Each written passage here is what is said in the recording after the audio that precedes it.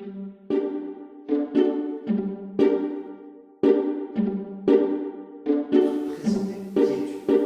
m'appelle Maria Libera et je suis doula, artiste, intervenante en périnatalité. J'ai fondé l'association Human Lee Naissance Intime avec le but de diffuser principalement les livres de Ruth Hart, Les besoins essentiels d'une femme qui accouche, que j'ai eu le plaisir d'aider à traduire et surtout de diffuser. Et à partir de ces projets, on a augmenté les sujets de l'association et du coup aujourd'hui on s'occupe de tout ce qui est lié à la gynécologie, surtout avec un point de vue plutôt écologique, la gynécologie, les alternatives à la chirurgie et des façons naturelles pour prendre soin de la santé sexuelle féminine, tout en incluant l'homme dans ce processus. Madame Ocytocine, c'est un spectacle que j'ai conçu il y a 1 an. C'est un spectacle tout public, avec une note humour. Son but, c'est de toucher le plus du monde possible. C'est inspiré par les livres de Ruth Hart, Les besoins essentiels d'une femme qui accouche. Et le but, c'était justement que tout le monde puisse être intéressé à cet ouvrage, pas que les femmes enceintes. Donc, je me suis dit qu'il fallait que je sois assez captivante, assez drôle pour que les hommes, les femmes, les jeunes, les moins jeunes, ceux qui veulent d'enfants ou pas, soient intéressés par le sujet. Et ça marche très bien. Du coup, j'ai amené ces spectacles et ces sujets partout, que ce soit dans les festivals de musique, que ce soit dans les maternités, que ce soit dans des soirées, des bars. Bientôt, je me dis, j'aimerais aller au RIAC. Tout le monde doit savoir, tout le monde est concerné. C'est un spectacle sur la naissance humaine. Et le but, c'est vraiment de redonner aux femmes et aux hommes qui accompagnent les femmes qui accouchent le pouvoir de cet acte et le rôle de protagoniste au moment de l'accouchement des enfants. Alors justement, qu'est-ce qui t'a touché, toi, dans cet ouvrage, qui t'a donné envie de le traduire ensuite en spectacle? Qu'est-ce qui t'a touché dans ce... Mais j'ai trouvé ces livres quand j'étais enceinte de 5 mois de ma fille Serena, du coup il y a 3-4 ans. Et j'ai trouvé ces livres en anglais. Il est très simple, il fait 30 pages. Et en 30 pages, il m'a donné plus de réponses que toute la pile de livres que j'avais sur l'accouchement qui me regardait depuis ma table de chevet. Donc, une fois que j'ai lu ça, je me suis dit, je vais arrêter de lire tout le reste et je vais juste accoucher simplement. Du coup, j'ai accouché en intimité chez moi, dans la yourte en Andalousie où j'habitais avec mon chéri. Et ça a été la partie la plus simple de ma parentalité. C'était vraiment le moment où j'ai eu rien d'autre à faire que laisser que ça se passe à travers mon corps. J'ai pas dû gérer. C'était vraiment très instinctif et d'une simplicité telle que je me suis dit, si le monde savait comment ça peut être simple d'accoucher, une fois qu'on respecte les besoins essentiels d'une femme qui accouche et une fois où vraiment on laisse espace à cette intuition, cette sagesse ancestrale. Donc, je me suis dit qu'il faut que tout le monde sache. J'ai donc décidé de contacter Ruth Hart, qui est une sage-femme traditionnelle d'Afrique du Sud. Elle travaille à Cape Town et elle enseigne en toute partie du monde, dont en France, vu qu'avec mon association, on l'a fait venir de plus en plus. Et je lui ai dit, je veux traduire ton livre, je te promets que toute la francophonie va le lire. Et elle ne me répondait pas parce qu'elle était toujours à des accouchements. Mais je n'ai pas laissé les morceaux et enfin je suis arrivée à réaliser ce projet qui est devenu vraiment ma mission de vie. Et je suis arrivée à traduire les livres, bien que je ne suis pas main française, mais merci à la collaboration de plein de personnes bienveillantes, on est arrivé à faire naître ces livres en français et qui aujourd'hui est diffusé par plein d'associations privées, professionnelles, des sages-femmes, des gynécologues, des ostéopathes. Il y a vraiment une armée de personnes engagées pour la diffusion de ces livres.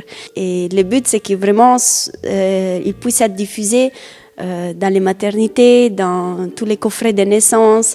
En tout cas, que chaque personne qui attend un bébé ou pas lise ça et que ça puisse lui donner la confiance dans le processus naturel de l'accouchement. Le sujet du livre, c'est vraiment l'ocytocine et son fonctionnement. Son fonctionnement, donc, l'ocytocine, c'est l'hormone de l'amour. En même temps, on en a besoin pour avoir... c'est ce qui déclenche un orgasme chez la femme, chez l'homme. Et c'est aussi ce qui crée les liens d'attachement entre les humains. Et pas que, entre les animaux aussi. Et ce qui est incroyable, c'est que c'est aussi l'hormone dont on a besoin pour accoucher. Du coup, l'acte de l'accouchement devrait être issu d'un acte d'amour et pas de peur ou de violence comme on peut vivre aujourd'hui dans certains cadres où les besoins essentiels d'une femme qui accouche ne sont pas respectés. Et ces besoins sont très simples.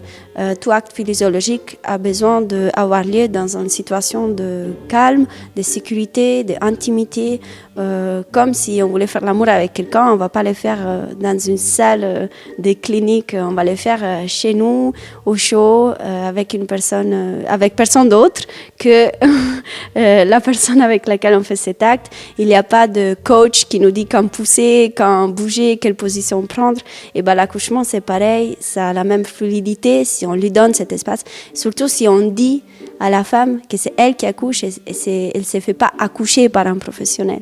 Voilà, j'ai trouvé cette nouvelle bouleversante et essentielle pour tous les humains. Et je sais, pour l'avoir vécu, que si on accouche dans le rôle de protagoniste, après on se sent un peu comme un super-héros, on se dit « Waouh, je peux faire ça toute seule » ou peu importe s'il y a une sage-femme dans le coin, tant mieux, mais c'est pas elle qui va m'accoucher, c'est moi qui accouche et elle garde le cadre. Donc le rôle de la sage-femme est important, mais c'est pas elle qui accouche le bébé. Elle, son rôle, c'est de garder les besoins essentiels d'une femme qui accouche protégés et la femme protégée. Et sa seule présence rassure la femme. Et tout ce qu'il y a besoin d'une femme pour accoucher, c'est vraiment la confiance dans ce processus et se savoir en sécurité. Donc, bienvenue le rôle d'une sage-femme ou de toute personne qui puisse faire sentir la femme en sécurité. Mais c'est la femme qui accouche, c'est le bébé qui naît.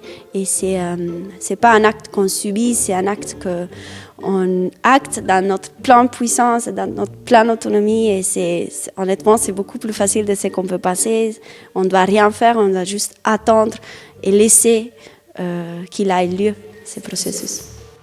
Alors, on revient aussi sur le spectacle. Du coup, à partir de cet ouvrage, tu en as fait un spectacle. Est-ce que tu peux m'en parler un peu plus? De quoi ça parle? Comment est-ce que tu as transformé ça en spectacle? Et comment est-ce que ce spectacle se présente? Il y a un personnage, tout ça. Explique-moi justement vraiment en parlant du spectacle.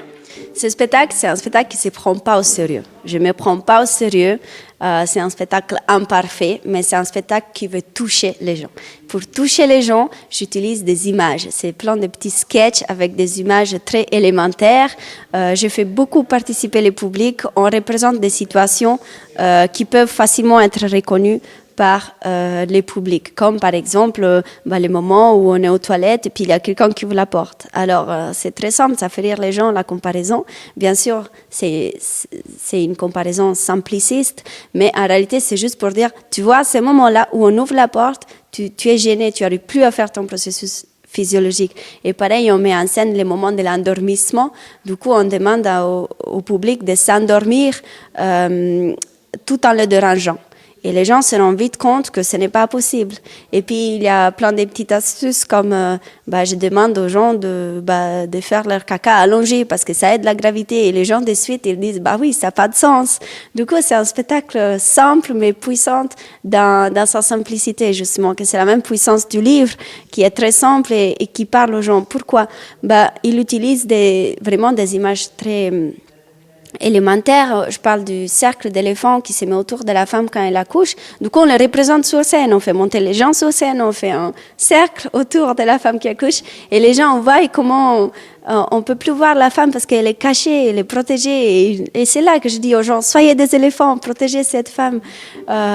Permettez ce processus où elle peut se lâcher parce qu'elle sait qu'il y a les grosses fesses des éléphants qui vont la couvrir et qui vont lui laisser l'intimité dont elle a besoin.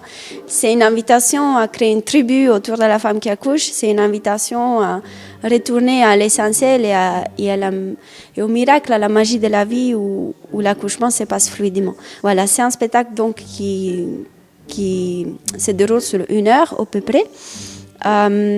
Qui est très entraînant pour le public et c'est un peu mon cri révolutionnaire à reprendre cet acte, à le faire nôtre, à retrouver notre puissance et notre force autant que femme et autant qu'homme, à se sentir concerné et à participer à ce processus autant que gardien avec les gourdins de notre femme qui accouche.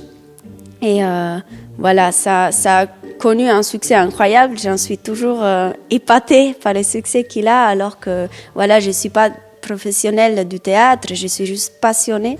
Et c'est juste un outil pour transmettre un message, pour pour inviter les gens dans ces processus magiques et se faire surprendre.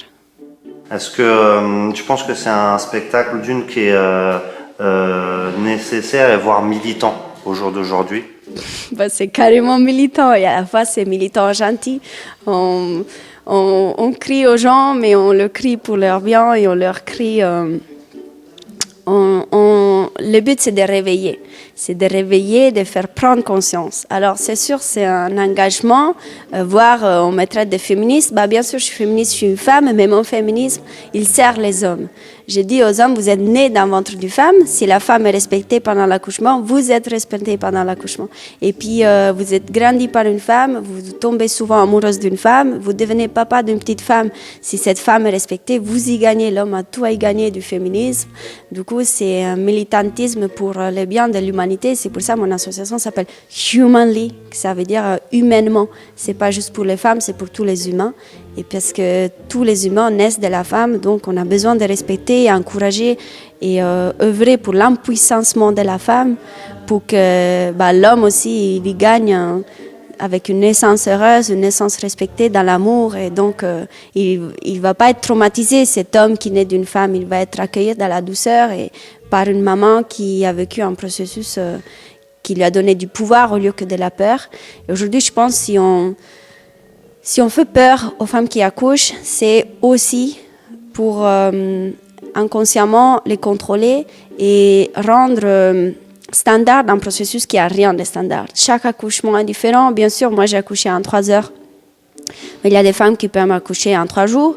Peu importe, si on leur donne l'espace pour le faire, elles vont quand même très bien vivre ces 3 jours. J'ai des copines qui ont accouché en 3 jours et elles me disent mais c'était génial, j'étais chez moi, je pouvais boire, manger, me balader, je me sentais bien. Et c'est pas la longueur de l'accouchement qui compte, c'est le fait que la femme le vive dans les rôles de protagoniste. C'est vraiment la clé. Le mot de la fin. J'ai le désir de dédier ce spectacle à ma mère qui a accouché de moi dans son rôle de protagoniste. J'ai aussi le désir de le dédier à ma grand-mère qui a accouché 4 enfants dans les rôles de protagoniste. Et je le dédie aussi à ma fille Serena qui a été coprotagoniste de notre accouchement. Donc. Puis vraiment, c'est tout mon travail, ces livres, mon spectacle et l'association, c'est pour toutes les femmes et les hommes du monde. J'ai une spéciale dédicace à tous les gens qui s'unissent à cette mission. Donc, unissez-vous à cette révolution qui a lieu. Faites votre partie, éveillez les consciences en partant par la vôtre et puis aidez à diffuser les livres, à diffuser les spectacles, à diffuser... Amenez votre graine de magie dans ces projets. On est là pour faire une différence et c'est bien de ne pas priver le monde plus longtemps du cadeau qu'on peut être pour une meilleure société.